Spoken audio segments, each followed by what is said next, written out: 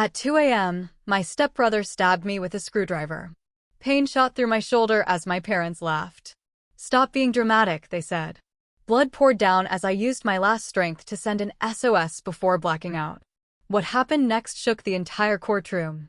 Imagine being stabbed in your own bed, pinned to the wall with a screwdriver, and your own parents just stand there, laughing. They thought I was being dramatic, but in that moment, as agony ripped through me, I sent a single, desperate signal that would burn their fabricated world to ashes. What the hell happened next, you ask? Well, buckle up, because this is the story of how I stopped being a victim and started a war. If family is supposed to be your safest harbor, then why was mine the source of my deepest pain? Before the door crashed open, before the world dissolved into splintered wood and sharp, blinding pain, there was just a whisper.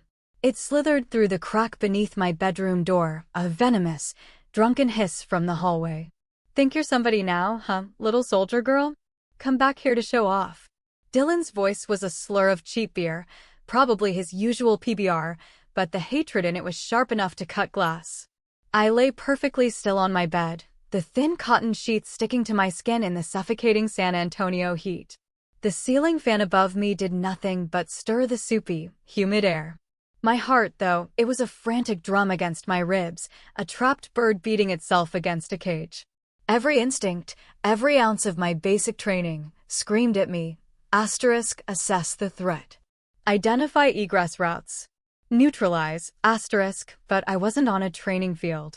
I was in the room with the faded floral wallpaper of my childhood. And the monster outside was my stepbrother. So I did what the little girl inside me had always done. I played dead. I didn't answer, praying to a god I wasn't sure I believed in anymore, that he'd just give up and stumble away. But silence to a bully isn't a deterrent. It's gasoline. The thud against the door made me flinch. It was the sound of a shoulder. Heavy and purposeful. "I know you're in there, you stuck-up bitch." My breath caught in my throat. This was different. This wasn't his usual verbal garbage, the casual insults tossed across the dinner table. This was something coiled and ready to strike. The doorknob rattled violently, a sound like shaking bones. I heard his grunts of frustration, and then, a chilling silence. I knew what was coming. The explosion of the door flying off its hinges was so loud it felt like it shook the very foundation of the house. The cheap wood of the door frame splintered, and the door itself slammed against the interior wall with a deafening crack. He didn't just break a door. He shattered the last fragile illusion that I could ever be safe here. He stood there in the ruined doorway, a hulking silhouette against the dim light of the hall. The air in the room instantly became thick, heavy with the stench of stale beer, sweat, and the electric charge of impending violence. The ensuing chaos wasn't a fight. It was a hunt. It unfolded in a terrifying, almost silent waltz of violence. The only sounds were ragged breaths and the soft thud of my bare feet on the hardwood floor. He lunged, and the screwdriver glinted under the moonlight filtering through my window. My training kicked in. I sidestepped, his clumsy momentum carrying him past me. My hand shot out not to strike, but to control. My fingers tried to form a C-clamp on his wrist to use his own weight against him. But he was bigger. He was heavier. And he was fueled by a blind, drunken rage that my disciplined training couldn't account for in this cramped space. He shook me off with a furious roar, my grip breaking easily. He swung again, and I dodged, my back hitting the wall. The cheap poster of the Andromeda Galaxy I'd had since I was 12 crinkled behind me. It was a dead end. I had nowhere else to go. I saw the third lunge coming. My hand came up to block, to parry, to do something, but I was a fraction of a second too slow. He shoved me hard against the wall, my head smacking against the drywall with a dull thud. For a dizzying, weightless moment, I was off balance. And in that moment, he struck. The final blow wasn't aimed at my face, but lower. The tip of the screwdriver connected with my right shoulder. There was no sharp slice of metal through skin. There was only a hideous, dry crack that seemed to vibrate through my entire skeleton. A sound louder than any gunshot. It was the sound of my clavicle snapping. The force of the blow drove the screwdriver through the bone and muscle, pinning my shoulder and me to the wall behind me. A scream, raw and primal, tore itself from my throat. A sound of pure, unadulterated agony that seemed to have no end. But the physical pain, as blinding as it was nothing compared to the horror that came next. Footsteps pounded down the hall. My father, Thomas, and my stepmother, Evelyn, appeared in the shattered doorway. Hope, stupid and desperate, flared in my chest. Asterisk, they'll help me. They have to, asterisk, my eyes, wide with pain and terror, pleaded with them. It was a prayer without words. Asterisk, Dad, Mom, please, I'm hurt. Help me, asterisk, but the eyes that looked back at me didn't belong to parents looking at their injured daughter. They belonged to spectators looking at an inconvenience. My father's face was a mask of weary resignation. He sighed, a long, put-upon sound, as if I'd just spilled milk on the carpet. Annoying. Evelyn smiled. It wasn't a real smile. It was a smirk of pure, triumphant malice. A victor's grin that said, see? I told you you're nothing here. Then she spoke, and her voice was a slow, sweet poison. Oh, now Kenya, honey, she cooed, tilting her head. Don't be so dramatic. The words sucked the air from my lungs. Dramatic. The world began to tilt, the edges of my vision blurring. Through the fog of pain, I heard my father's voice, devoid of all concern, piling on the verdict. Her brother's drunk, he said to Evelyn. Not to me. She always did love the attention. And then they laughed. It wasn't a loud laugh, just a low, shared chuckle of amusement between them. That sound, that soft, dismissive sound, was 1,000 times more brutal than the screwdriver in my shoulder. My father didn't just abandon me. He took the side of my attacker. He signed, sealed, and delivered the death sentence of our relationship with a laugh. Something inside me snapped, cleaner and more final than my collarbone. My left hand, my uninjured hand, was trembling uncontrollably at my side, but it moved with a will of its own. Fighting through the waves of shock and nausea, it found the cell phone in the pocket of my pajama pants. My thumb slid across the screen, clumsy and slick with sweat. 3 letters. SOS. It wasn't just a call for help. It was a vow. In that moment, as my parents' laughter echoed in my ears, the scared, hopeful girl named Kenya died on that floor, pinned to the wall of her childhood bedroom. And from the ashes of that betrayal, Private Mac, a soldier, was born. I hit send, not with the hope of being rescued, but with the cold, hard certainty of a sniper pulling a trigger. They would pay for this. The last thing I saw before the world faded to black wasn't my stepbrother's snarling face or the glint of the screwdriver. It was the smug, satisfied smile on my stepmother's face. The game had changed. And I just fired the first shot. I drifted back to consciousness, slowly pulled from a deep, dark well of nothingness by a steady, rhythmic beeping, a machine. My eyes fluttered open, assaulted by the harsh, clinical glare of fluorescent lights overhead. The world was sterile, white walls, the faint smell of antiseptic, and the thin, scratchy blanket covering me. The pain in my shoulder was a dull, throbbing fire, a constant reminder of the metal, the bone, the betrayal. I was alone, utterly and completely alone. This cold, sterile loneliness, it was a horribly familiar feeling. It was a ghost that had haunted me for years. The beeping of the heart monitor faded into the background, and the cold of the room seeped into my bones, pulling me back through time.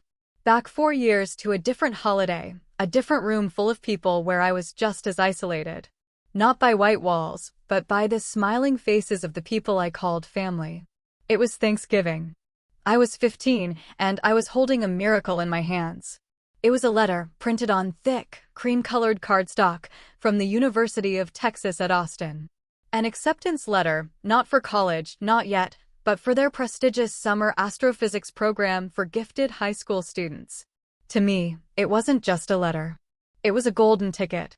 It was proof, tangible and real, that the girl who was always too quiet, too studious, too much, was not useless. It was a shield against the constant barrage of Evelyn's passive aggression and Dylan's overt contempt. I kept it folded in the pocket of my jeans all day, the crisp edges a secret comfort against my thigh.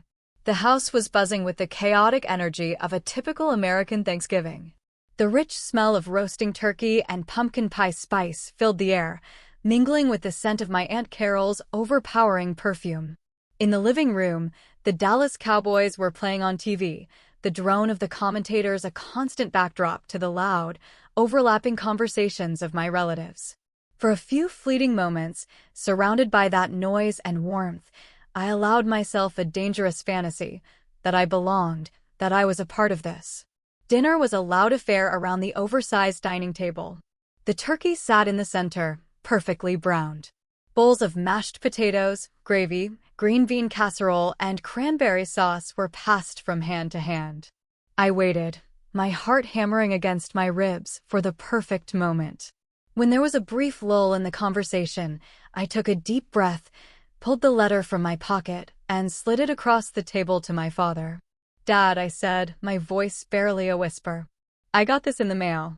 He picked it up, a flicker of confusion on his face as he read. Then something incredible happened. He smiled. A real, genuine smile, the kind I hadn't seen directed at me in years. It reached his eyes, crinkling the corners. For a single, breathtaking second, I felt it. Pride. "Well, I'll be," he said, holding up the letter. "Evelyn, honey, read this out loud. Let everyone hear what Kenya has been up to." That was the moment the trap was sprung. Evelyn took the letter, her expression one of beaming maternal pride. She theatrically placed a pair of reading glasses on her nose, her red-painted nails tapping the paper. "Of course, dear," she chirped. She cleared her throat, commanding the attention of the entire table.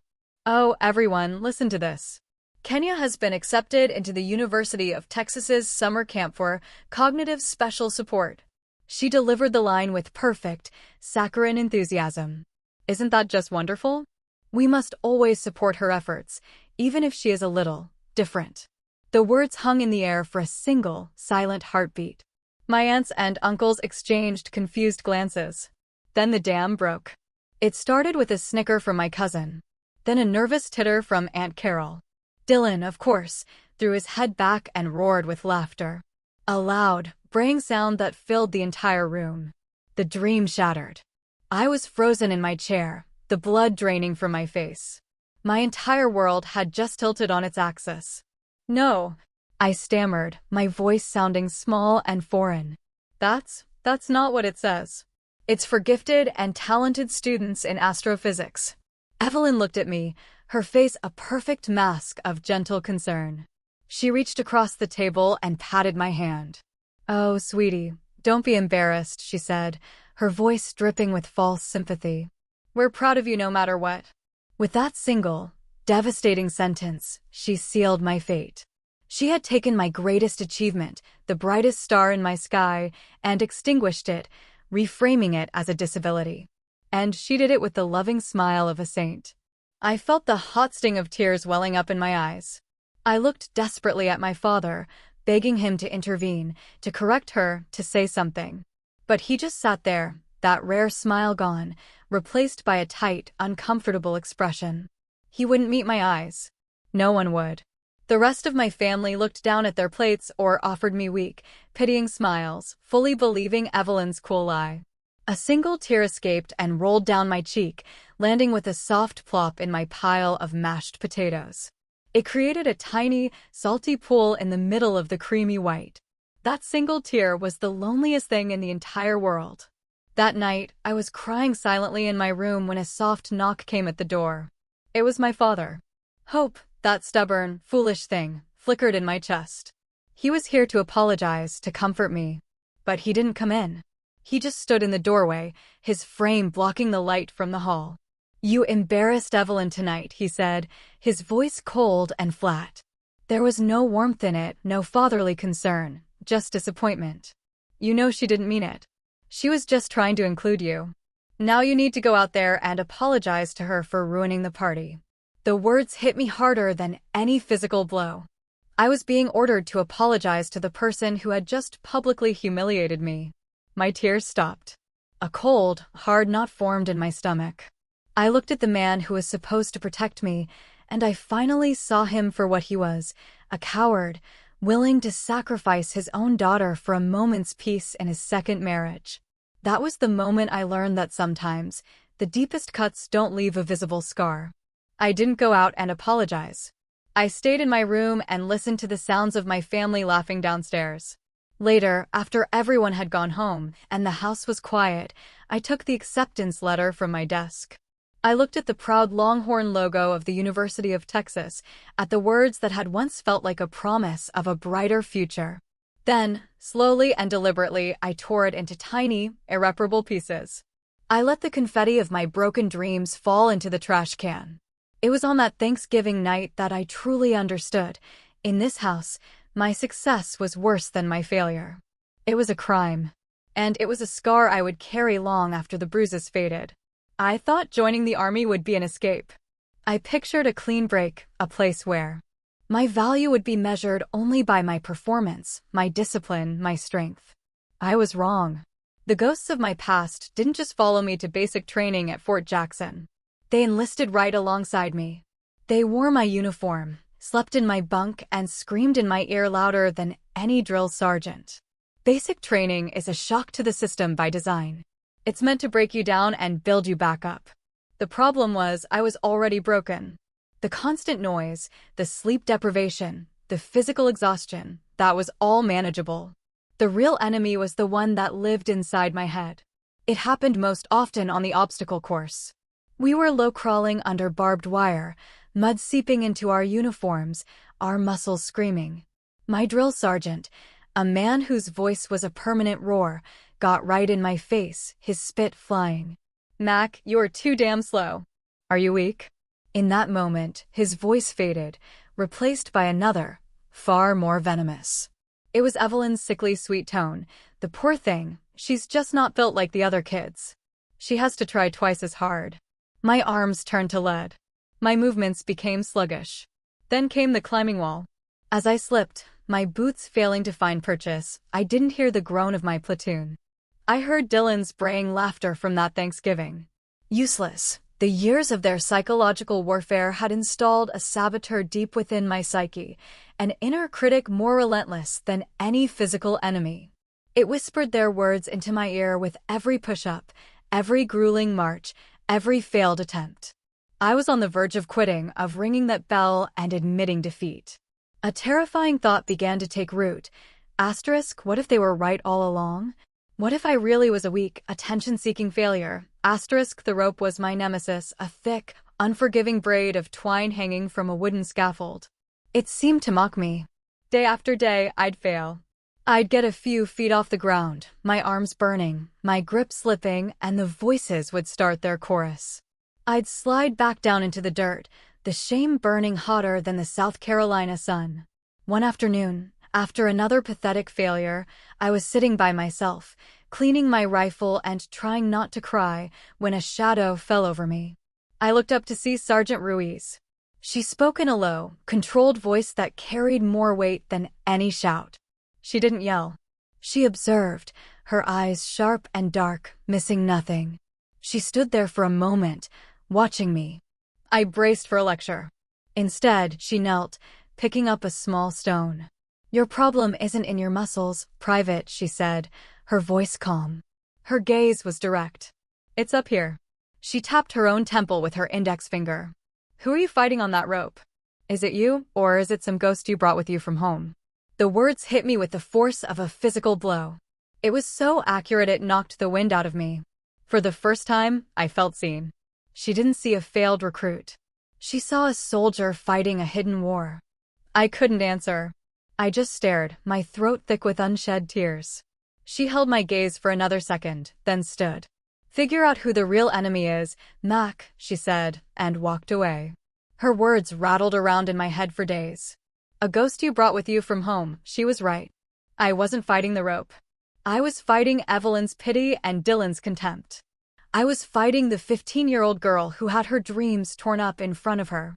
That weekend, during our brief, precious downtime, I escaped to the base library. It was a small, quiet sanctuary of order and knowledge. I was just browsing, looking for anything to distract myself, when a book cover caught my eye, Daring Greatly by a researcher named Breen Brown. I'd never heard of her, but the title intrigued me.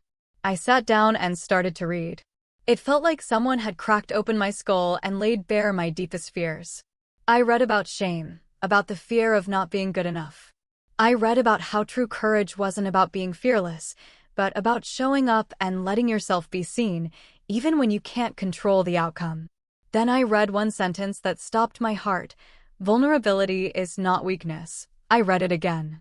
Vulnerability is not weakness. All my life, I had been taught the opposite. Evelyn and my father saw it as an inconvenience. To Dylan, it was a target. I'd come to the army seeking impenetrable armor, convinced that was the only way to be strong. But this book was telling me that the very thing I was trying to bury, my history, my hurt, my feeling of being broken, wasn't my weakness. It was the birthplace of my courage. It was a paradigm shift so profound it left me breathless.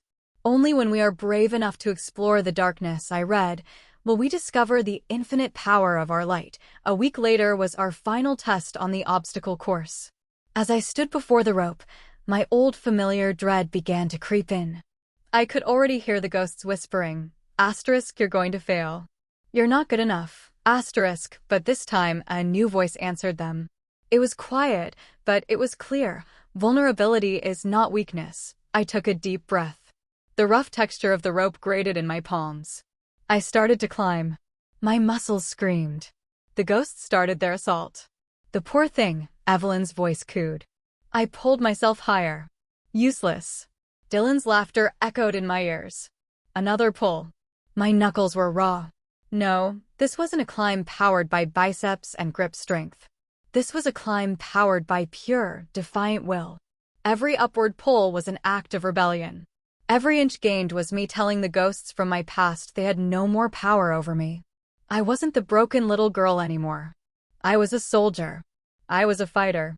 When my hand finally closed over the top of the beam, the shouts of the other recruits faded. For a moment, it was just me, hanging between the dirt and the sky. Then the silence was broken by a single whoop from someone in my platoon, and suddenly the air erupted in cheers. I slid down the rope, my hands burning, my body trembling with exhaustion and adrenaline. Across the field, I saw Sergeant Ruiz. She wasn't cheering. She just watched me, and then she gave a single, almost imperceptible nod. It was more validation than my own father had ever given me. I had done it. I had conquered the rope. But as I stood there, catching my breath amidst the celebration of my platoon, a new, unsettling question took root. I had conquered the rope, but how could I win this war when I couldn't even win the one inside my own head? The cheers of my platoon faded into a dull roar in my ears as I walked away from the rope. I had won. I had climbed the unclimbable, silenced the ghosts, and earned a moment of victory. But as I found a secluded spot on the bleachers overlooking the now empty training field, the adrenaline ebbed away, leaving behind a profound and unsettling hollowness. The victory felt like a single battle won in a war that had no end. The real enemy wasn't a rope in South Carolina. It was a permanent resident in my own mind, and that battlefield was a lonely, desolate place. I sat there, lost in thought, as the sky began to bleed from dusty blue into shades of orange and pink. The sounds of my platoon celebrating in the distant barracks only amplified my isolation. That's when I saw her. Sergeant Ruiz was walking toward me, her stride purposeful. She didn't say a word, just sat down on the bench a few feet away and handed me a cold bottle of water. The condensation was cool against my sweaty, calloused palm. We sat in silence for a few minutes, watching the last rays of sun disappear. "Friday night," she said finally, her voice even and calm, breaking the quiet. "My place. I'm making chili if you don't have plans." I turned to look at her, completely stunned. The words were so simple, so casual, yet they felt monumental. It wasn't an order. It wasn't a condescending offer of pity. It was just an invitation. In my entire life, I couldn't remember a single time an adult had invited me to their home with such straightforward, unconditional kindness. My family's invitations were always transactions, barbed with expectations and a hidden price tag. This was different. This felt like a lifeline, thrown quietly and without fanfare. I couldn't find my voice, so I just nodded, a lump forming in my throat. On Friday evening, I stood outside her apartment door, my knuckles hovering in the air, suddenly terrified. Asterisk, what was I doing here? What would we even talk about? Asterisk, but before my anxiety could convince me to turn and run, the door opened. Sergeant Ruiz stood there out of uniform, wearing a simple t-shirt and jeans. She looked smaller somehow, more human. "Hey, Mac," she said with a small smile. "You found it. Come on in." The first thing that hit me was the smell. Not the sterile lemon scent of my stepmother's house, but something warm and rich and real. Cinnamon, cumin, and something else, like old books and worn leather. Her apartment was small and unassuming, but it felt lived in. A stark contrast to the perfect, magazine-ready prison I grew up in. There were no expensive paintings on the walls, just framed photos of Ruiz with her army buddies in various dusty, sun-bleached locations around the world. Souvenirs from her deployments were neatly arranged on a bookshelf, a painted Russian doll, a carved wooden elephant, a heavy-looking brass compass. A huge old German shepherd with graying fur around his muzzle lumbered over, sniffed my hand, and then leaned his entire body against my leg with a contented sigh. I instinctively started scratching him behind the ears. "That's Gunnar," Ruiz said. "Don't mind him. He's decided you're acceptable." She didn't pepper me with questions about my past or why I was so quiet. She just treated me like a normal person. She asked if I wanted a Coke, and we sat on her worn-out couch and talked about the most wonderfully mundane things. We complained about the Texas humidity and made fun of a cheesy action movie that was playing on her small television. She asked, in the most casual way, "So, how are you feeling today?" And the question was so genuine, so free of any agenda, that it almost made me cry. When the chili was ready, we sat at her small kitchen table. She ladled a generous amount into a thick ceramic bowl for me, followed by a hefty slice of golden brown cornbread. The chili was dark and rich, with just the right amount of spice that warmed me from the inside out. As I took the first bite, a profound realization washed over me. This was the first meal I'd eaten in years where I wasn't on high alert. I wasn't mentally rehearsing my sentences, terrified of saying the wrong thing.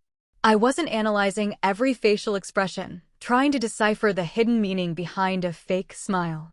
The silence between us wasn't the tense, judgmental quiet of my family's dinner table. It was a comfortable, easy silence, filled only by the sounds of our spoons scraping against our bowls and Gunnar snoring softly on the rug nearby. It tasted better than any Thanksgiving turkey I had ever had. After dinner, we sat out on her small front porch in a pair of old rocking chairs, watching the fireflies begin to blink on and off in the humid twilight. It was in that quiet, safe space that the words tumbled out of me before I could stop them. "My family," I started, my voice barely a whisper, trembling slightly. "They think I'm a disappointment." I hadn't planned on saying it. The confession just broke free from the place where I had kept it locked away for so long. Ruiz didn't respond right away. She just rocked back and forth, the chains of the chair groaning softly. I held my breath, waiting for the pity, the judgment, the awkward platitudes. But they never came. When she finally spoke, her voice was steady and clear in the darkness. "The Army doesn't care where you came from, Private. We care where you're going. And the people who really matter will help you get there, not hold you back." I let out a breath I didn't realize I'd been holding.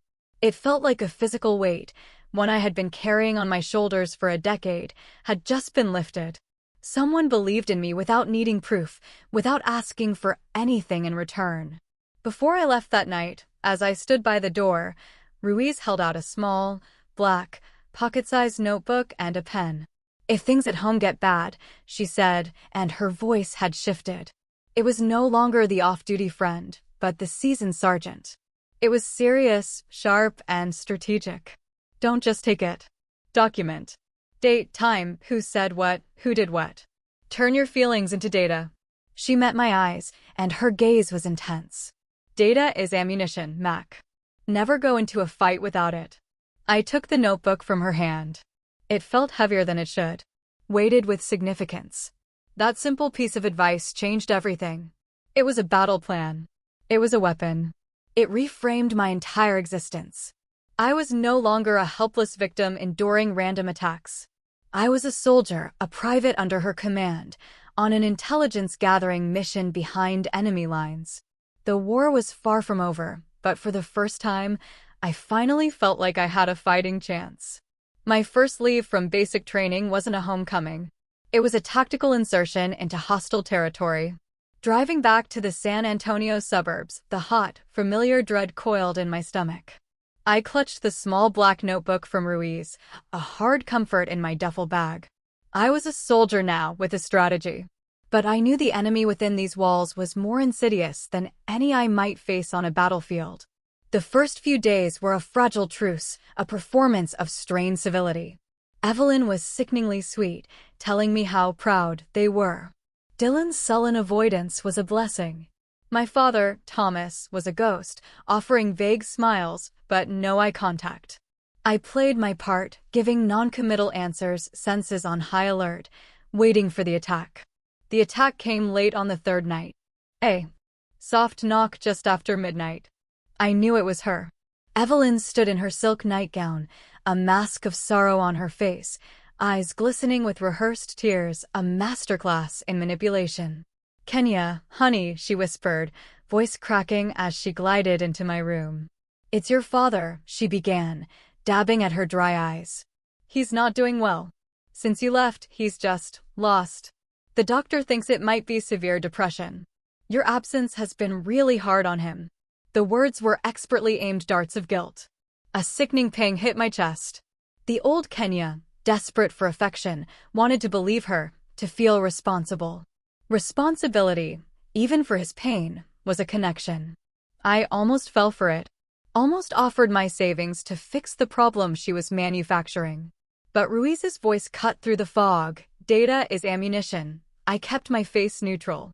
"I'm sorry to hear that," I said, words like stones in my mouth. "What does the doctor recommend?" Evelyn's eyes lit up. "He's recommended a special therapy program, a wonderful facility, but it's very expensive. With Dylan's troubles, money is tight." She looked at me, pleading. I didn't want to ask, but with your army salary. I held her gaze. "I'll have to think about it." The old Kenya would have agreed. The new Kenya was buying time. The next morning, I waited until they were gone. The house was finally, blessedly silent.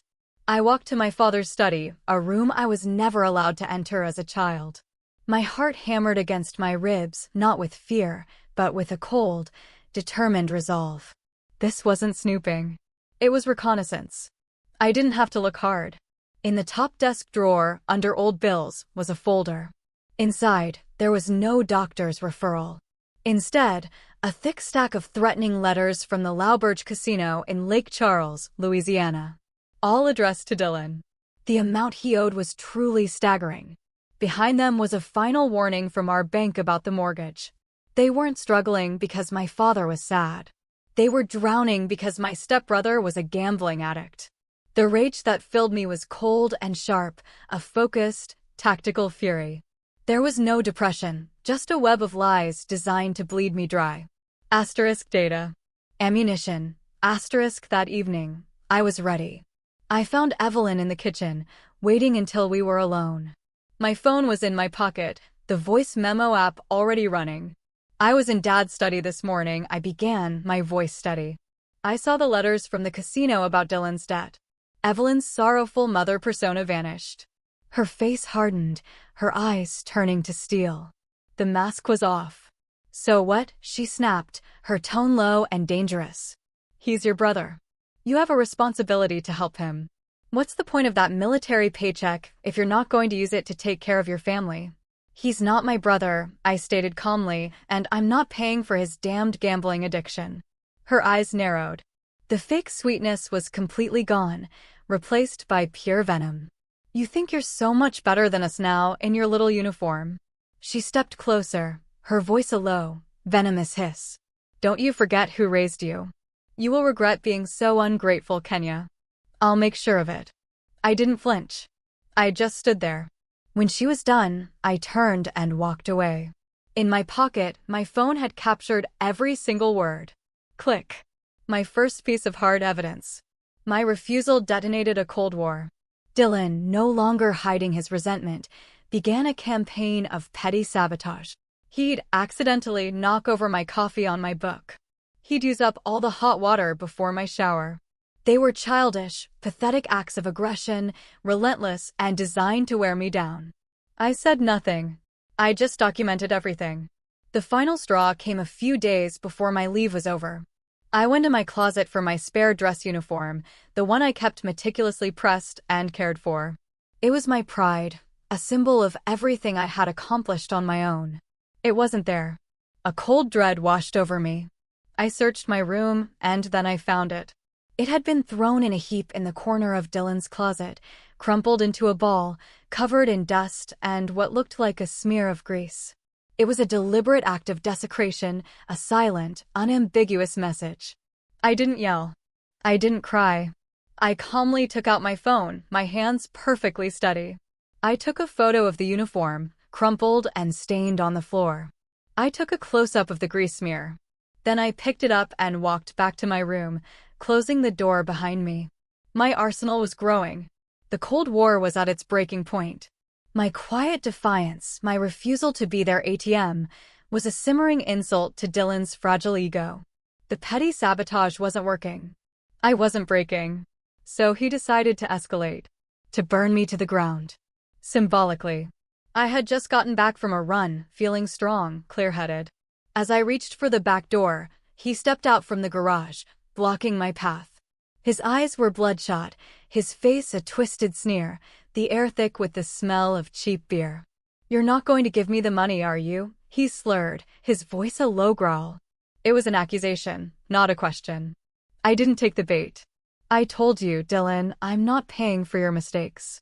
A dark, manic grin spread across his face. "Fine," he spat, "then I'll just take something else of yours." Before I could react, he shoved past me and stormed into the house. A cold shock of adrenaline shot through me. I sprinted after him, my heart hammering against my ribs like a trapped bird. "Dylan, what are you doing?" I followed him to my bedroom. The door was wide open. He was at my closet, pulling out the one thing he knew was sacred to me. Not my laptop. Not my books. He was pulling out the heavy garment bag that held my Army service uniform, my Class A uniform. It wasn't just a set of clothes. It was a testament, earned through blood, sweat, and tears. The crisp blue fabric, the polished brass buttons, the gleaming metals, the sharp creases I'd spent hours perfecting. It was the symbol of my escape, my new identity, my honor. It was the physical manifestation of the oath I had sworn, not just to my country, but to myself. "Dylan, stop!" I screamed, raw panic rising in my throat. "Don't you touch that." He just laughed, a wild, unhinged sound that echoed in the small room. He turned, holding the uniform like a trophy, his eyes filled with a triumphant hatred. "This is what you care about, right? This stupid costume." He bolted from the room, heading for the back door. I ran after him, my mind screaming. Out into the glaring Texas sun of the backyard he went, dragging the garment bag behind him. He ripped the uniform out and threw it onto the yellowing grass. Just then, the sliding glass door to the patio opened, and Evelyn and my father stepped out.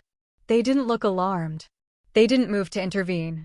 They looked like spectators who had paid for front-row seats to a show. Dylan saw his audience, and his cruelty swelled.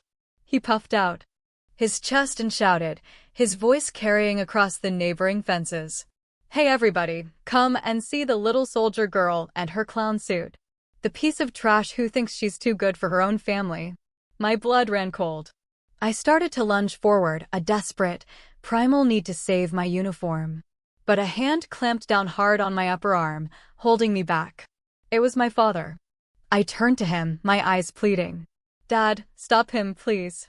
He just shook his head, his face a mask of weary resignation. He wouldn't even look at me. He looked at the uniform on the ground. "Just let him be, Kenya," he said, his voice flat. "It's just a set of clothes." Just a set of clothes. The words struck me with the force of a physical blow. In that single sentence, he invalidated everything I was, everything I had fought to become. He erased my struggle, my sacrifice, my pride. Dylan grabbed the red plastic gas can by the lawnmower. The sharp, Nauseating smell of gasoline filled the air as he poured it over the dark blue jacket, soaking the fabric I had cared for so meticulously. He splashed it over the medals, the ribbons, the rank insignia. "No!" I screamed, struggling against my father's grip, but he held me fast. Then Dylan pulled out a matchbook. He struck a match. The small flame flickered in the sunlight, a tiny, terrible star. He tossed it. The world erupted in a whoosh of orange and black. The fire exploded to life. A hungry, roaring beast. It devoured the uniform instantly. I watched in horror as the flames licked at the fabric, curling the edges into black ash. I saw the colorful ribbons on the chest blister and melt into unrecognizable plastic slag. The very symbol of my honor was being consumed in a bonfire of his jealous rage right in front of me. I stopped struggling. I just watched it burn. I tore my eyes away from the fire and looked at my parents. They weren't smiling, but their eyes were filled with a quiet, sickening satisfaction. The look of bullies who had finally dragged their victim down to their level. In their minds, they had just won. In that instant, something inside me shifted. The hot, frantic panic was washed away by a wave of something terrifyingly calm. The tears in my eyes evaporated. The screams died in my throat. A profound, glacial stillness settled over me. I turned my head slowly and looked directly at my father, whose hand was still clamped around my arm. I didn't raise my voice. I spoke each word with a cold, deliberate precision, the sound cutting through the crackle of the flames like shards of ice. "Let me go." He blinked, startled by my tone. Now there was something in my voice, a finality he had never heard before, that made him flinch. His grip loosened, and he let go. I walked forward, my steps even and measured, until I stood just a few feet from the smoldering, blackened ruin on the grass. Dylan was still standing there, a smug, victorious smirk on his face. I didn't look at the ashes. I looked right into his eyes. I didn't shout. I didn't cry. I spoke just loudly enough for all three of them to hear every single word clearly. "This is the last time," I said, my voice devoid of all emotion. "The absolute last time any of you will touch what is mine. The last time you will disrespect me. The war you wanted? You've got it." Then I turned my back on them. On the ashes of my uniform, on the entire toxic wasteland of my childhood. I walked back into the house, up the stairs to my room, and locked the door behind me. I pulled out my phone. My hands were perfectly steady. I sent a short, encrypted text to Sergeant Ruiz. "Need to talk. Urgent." The Cold War was over. The hot war was about to begin. And I finally realized that the attack in the backyard was just a prelude. The main assault was coming tonight. That was the night Dylan would come for me with a screwdriver. That was the night it all truly began. Locked in my room, the smell of gasoline and burnt fabric still clinging to the air, I stared at the single word that flashed on my phone screen: acknowledged. The reply from Sergeant Ruiz was immediate. A beacon of calm in the chaotic aftermath of the fire. My heart was still hammering against my ribs, but the cold resolve that had settled over me in the backyard was hardening into something solid, something strategic. The shaking in my hands had stopped. I was no longer a daughter in shock. I was a soldier awaiting orders. My phone rang less than 5 minutes later. The caller ID read Ruiz A. I took a deep breath and answered. "Mac." There was no preamble, no gentle, "How are you doing?" Her voice was crisp, professional, and all business. It was exactly what I needed. "Situation report, private," she commanded. In a low, steady voice, I gave her the facts. I reported the incident in the backyard as if I were describing an enemy engagement. I detailed the destruction of my Class A uniform, the presence of my parents as complicit witnesses, and the final, unambiguous threat in Evelyn's voice from the night before. I recounted the years of manipulation, the financial extortion, the systematic campaign to undermine my confidence. I told her about the evidence I had collected, the voice memo, the photographs of the ruined uniform, the copies of Dylan's gambling debts from the Louisiana casino, the bank statements showing the money I had sent them under duress. I spoke for 10 minutes straight, uninterrupted. When I finished, there was a brief silence on the other end of the line. I could hear her breathing, slow and controlled. Good, she finally said, and the single word was a validation of everything I had done. You have your ammunition. Now you need a general. Write this down. I grabbed the black notebook she had given me. David Chin. He's with an organization in Austin called the Warriors Aegis. It's a pro bono legal group for veterans. Chin is a former JAG prosecutor. He's tough, he's smart, and he doesn't lose. Tell him Elena Ruiz sent you. And Mac, her voice grew even more serious. From this moment on, you do not engage with them alone. All contact goes through your lawyer. Understood? Hua. I replied, the military affirmation coming naturally to my lips. I had my mission. The next day, I drove to Austin. The office of the Warriors Aegis was in an old, unassuming brick building downtown. The kind with creaky wooden floors and the faint smell of old paper. It wasn't flashy, but it felt solid, serious. David Chin was a compact Asian American man in his late 40s. He was smaller than I expected, dressed in a sharp suit, but his presence filled the room. He had the sharp, intelligent eyes of a hawk, and they missed nothing. He shook my hand firmly. Sergeant Ruiz called ahead, he said, his voice direct. He gestured for me to sit. She holds you in high regard. He didn't ask me how I was feeling or waste time with pleasantries. He got straight to the point. Show me your evidence. This was a language I understood.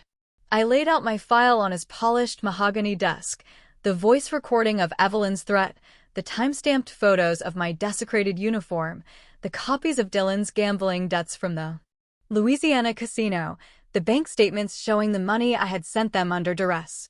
I presented it all in chronological order, a cold, hard litany of my family's crimes. He examined each piece of evidence in complete silence, his expression unreadable. He put on a pair of reading glasses to study the fine print on the bank statements. He played the audio file, listening intently, his head cocked to one side. The silence stretched on, thick with tension. My own hope hung in the balance. Finally, he took off his glasses and looked up at me. He nodded slowly, a single, decisive gesture. This is more than enough, he said, his voice laced with a quiet intensity that sent a jolt of relief through me. We have a case. For the first time since this whole nightmare began, I felt a flicker of genuine hope.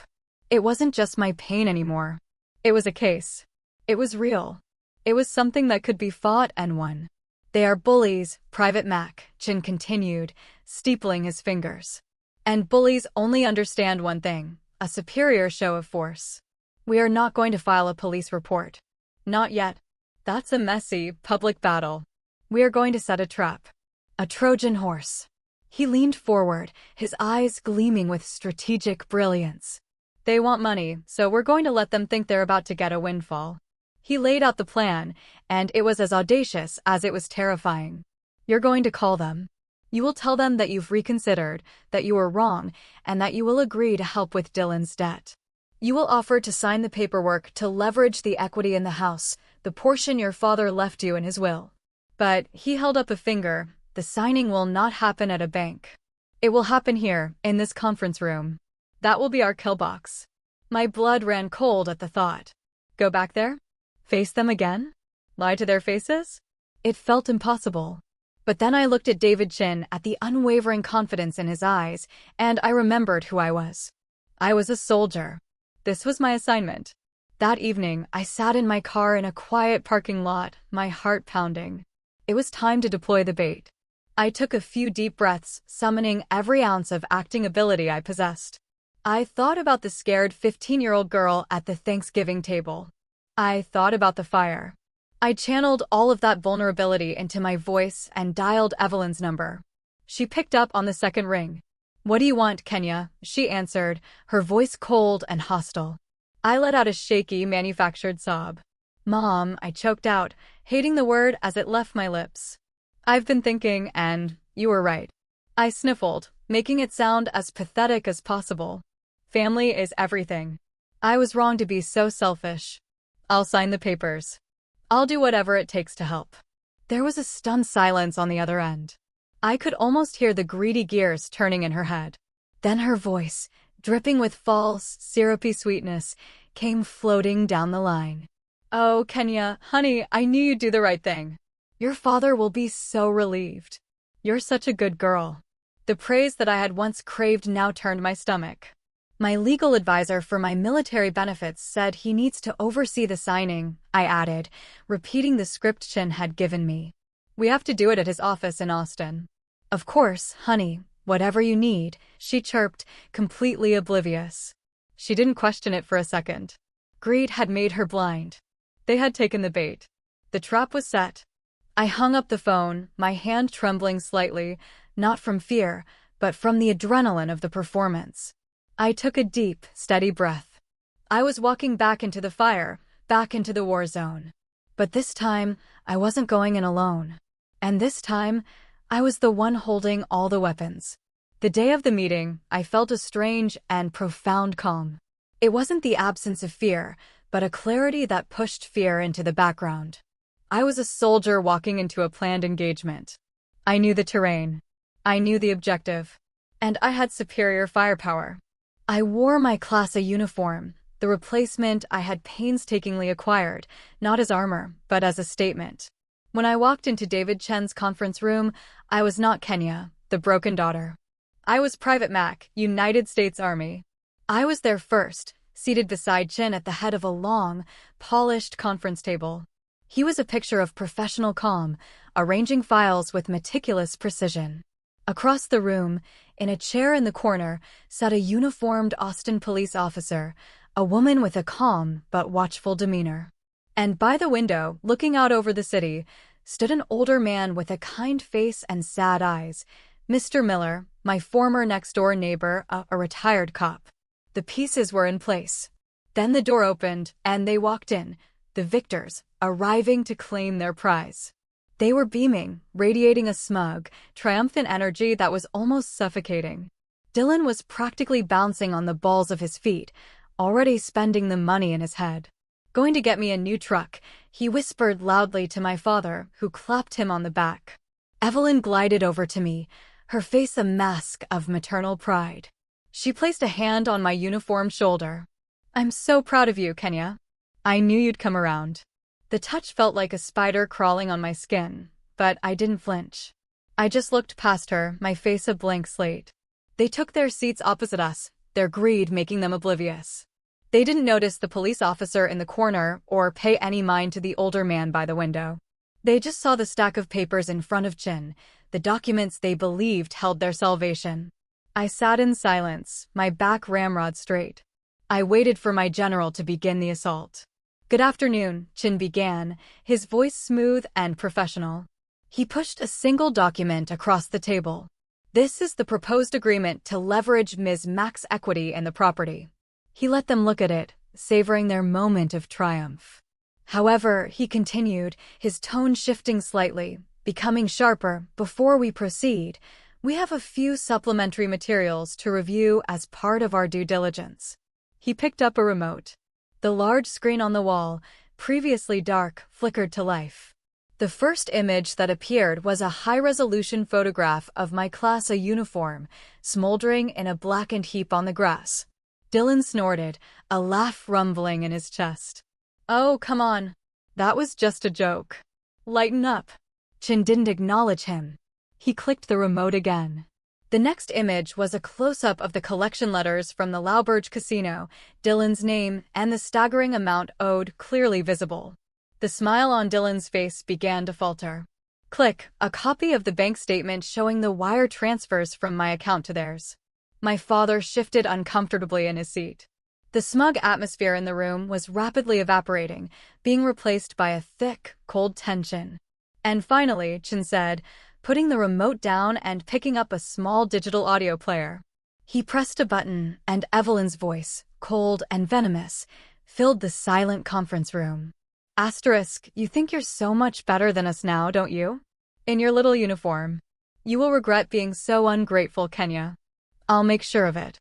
Asterisk, the color drained from Evelyn's face. She looked like she had been slapped. That's illegal," she stammered, her voice a shrill squeak. "You recorded me without my permission." A thin, cold smile touched David Chen's lips. "Actually, ma'am, in the state of Texas, We operate under one-party consent. And Private Mac consented. He leaned back in his chair.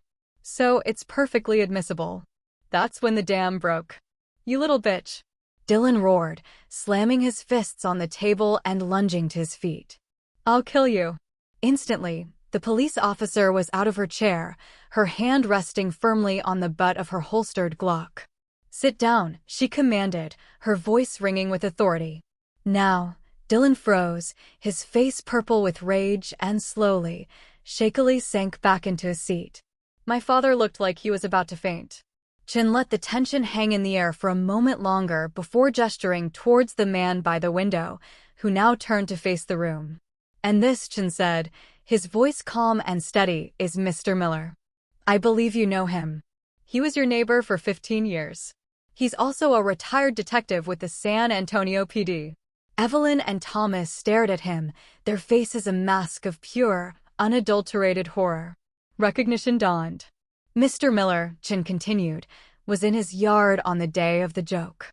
He is prepared to testify under oath about witnessing Dylan's verbal threats, the act of arson, and your presence as complicit, and, I quote, cheering spectators. It was over. I could see it in their eyes. The fight had gone out of them, replaced by the stark, cold terror of cornered animals. Evelyn stared at Thomas, her mouth opening and closing, but no sound came out. They had lost, and they knew it. Chin let the silence stretch, letting the weight of their defeat crush them. Then he slid a different set of documents across the table. It was 2 pages, bound with a simple staple. You have 2 options, he said, his voice now like steel. Option 1. I take this entire file, the audio, the photos, the financial records, and Mr. Miller's sworn testimony, and I walk it down the hall to the district attorney's office. Dylan will face felony charges for assault and arson. You and your husband, he looked directly at Evelyn, will face charges for conspiracy and felony fraud. You will all likely do jail time. He paused, letting the words sink in. Or there is option 2. He tapped the 2-page document. You sign this agreement. It states that you relinquish all and any claim to the house, transferring the deed entirely to Private Mac. You will vacate the premises within 30 days. Furthermore, you will sign a legally binding no-contact order. You will never again attempt to contact, harass, or approach Private Mac in any way, shape, or form for the rest of your lives. 30 days. On the 31st day, I stood alone in the doorway of my childhood home, new key in hand. The moving truck had rumbled away the afternoon before, a final, unceremonious departure. The house was mine, and it was terrifyingly silent. I walked through the empty rooms, my footsteps echoing on the bare hardwood floors. The silence was a physical presence, a heavy blanket over everything. They had taken all the furniture, leaving ghosts behind. Faded squares on the walls marked where Evelyn's curated family photos, the ones that never included me, had once hung. It was as if they had never been here, yet their presence was everywhere. I made my way to my old bedroom, the scene of the attack. My hand went instinctively to the wall by the doorframe. There it was, a small, deep indentation in the drywall, a permanent scar from Dylan's screwdriver. I traced its outline with my finger. I had won. Legally. I was the victor. I owned the house, and they were gone, bound by a no-contact order. But standing there, it didn't feel like a victory. It felt like the ceasefire after a brutal war. The fighting was over, but the battlefield was scarred, and the cost had been immense. The last few weeks had been a blur of logistics and paperwork. Chin had handled everything with ruthless efficiency. They had signed the papers in his office without another word, their faces pale and drawn. They had packed under the watchful eye of a court-appointed supervisor. There were no dramatic confrontations, no final showdowns. They had simply vanished from my life, leaving a vast, echoing emptiness in their wake. I walked down to the kitchen and sat on the floor, my back against the cool cabinets. Forgiveness. The word had been rolling around in my head for days. I thought of my grandfather, reading to me from his worn Bible on the porch in Corpus Christi. I remembered a line he often quoted, the words of Jesus on the cross, "Forgive them, for they know not what they do." As a child, I thought it was about their ignorance. Now I understood it wasn't about them at all. Forgiveness wasn't an act of absolution for the guilty. It was an act of liberation for the wounded. It wasn't about excusing their actions. It was about refusing to let their poison continue to run through my veins. It was about my own peace. I knew I couldn't call my father. A phone call would be an invitation for more manipulation. So instead, I found a pen and a single sheet of paper in a drawer. I sat at the empty kitchen counter where he used to read the paper every morning, and I wrote him one final letter. I didn't accuse him. I didn't list his failures. I just told him my truth. Dad, I wrote, I think I spent my entire life trying to earn a single genuine smile from you. Just one. But on the night I needed you the most, the night I was bleeding in my own room, the smile you gave was for them. You chose your comfort over your daughter. I am done trying to earn something that you are incapable of giving. My hand paused, the pen hovering over the paper. Then I finished it. I forgive you, not because you deserve it, but because I deserve to be free from the weight of hating you. I deserve peace. Goodbye, Dad. I folded the letter, wrote his name on it, and left it on the counter. It was a message in a bottle, cast out into an ocean I would never visit again. That was my farewell. A few days later, my phone buzzed with a notification, a new voicemail. It was my father's number. A knot of ice formed in my stomach. For a long moment, I just stared at the screen, my thumb hovering over the delete button. The soldier in me screamed at me to erase it, to not let the poison back in. But the little girl inside me, the one who still foolishly hoped, had to know. I pressed play. His voice was a broken, trembling thing I had never heard before, thick with tears. Kenny, I got your letter. I'm so sorry. I was weak. I was a coward. Evelyn, she had so much control. It was easier to just go along. I never wanted to hurt you. Please, just give me one more chance to make it right. Just one chance. I listened to it once, then again.